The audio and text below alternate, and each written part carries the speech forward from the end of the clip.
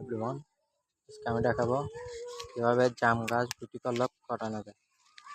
তো দেখুন, ভালো করে ভিডিওতে শেষ পর্যন্ত দেখুন। আশা করি ভিডিওটা কাজ আসবে। তার জন্য আমরা থেকে 1 বছর নিচে একটা গাছের ডাল বেছে নিতে হবে।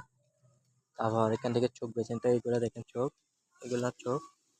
যদি এরকম না পান, এখান থেকে একটা চোখ বেছে নিতে হবে। এগুলো চোখ, এগুলো ফেলে দিলে চোখ দেখে। তারপর এখান থেকে এক চোখের এক সুতা নিচে একটা ভালো করে দাগ দিয়ে দিতে হবে সব জায়গায়। দেখে এক সুতা নিচে ভালো করে একটা দাগ দিয়ে দিতে হবে। তারপর 1 থেকে 1.5 ইঞ্চি পর্যন্ত ভালো করে আরেকটা দাগ দিয়ে তুলে ফেলবে। দেখে এগুলো সামলাই গেলে এরকম হিসেবে ফেলবে, যেন সবুজ অংশ যেন না থাকে। দেখেন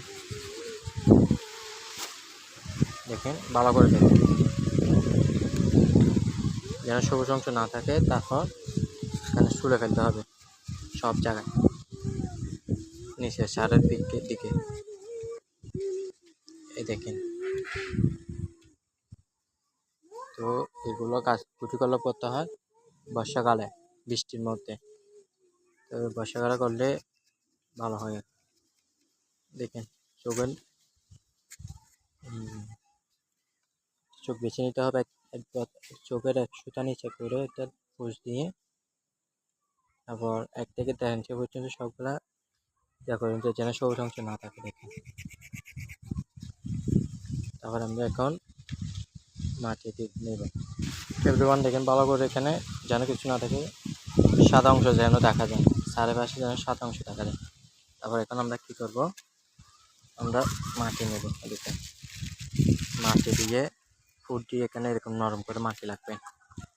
তারপর সুন্দর করে লাগিয়ে নিচ্ছেন। দেখেন তারপরে এরকম করে নিয়ে মাটি, পরিষ্কার মাটি নিতে হবে। তারপর চোখে উপরে 1/2 ইঞ্চি তুলে দিতে হবে, 1/2 ইঞ্চি 1 ইঞ্চি। তারপর এখানে দিতে হবে। দেখেন এরকম করে নিয়ে এরকম করে চোখের উপরে আর নিচে পর্যন্ত থাকে, ভালো করে চিপে দিয়ে, যেন হাওয়া বাতাস না থাকে। দেখেন ভালো করে দেখেন। তারপর এখন আমরা ফলি দিয়ে বেড়াই দেব।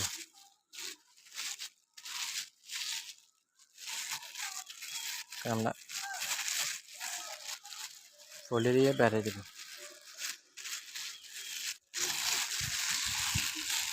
যেন হাওয়া বাতাস একবারে না ঢুকে।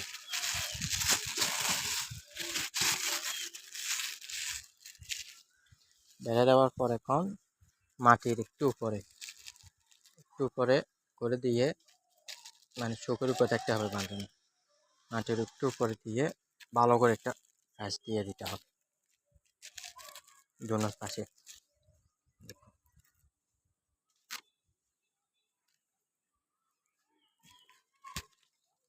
এভাবে আসে ভালো করে মাটির উপরে দিই, যেন হাওয়া বাতাস না ঢুকে।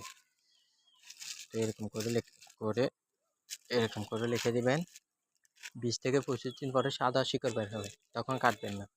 যখন 30 থেকে 35 দিন পর যখন এরকম এখানে বাদামি কালার শিকড় হবে, তারপর আস্তে করে এখানে কেটে যেখানে মন চায় সেখানে রাখতে হবে।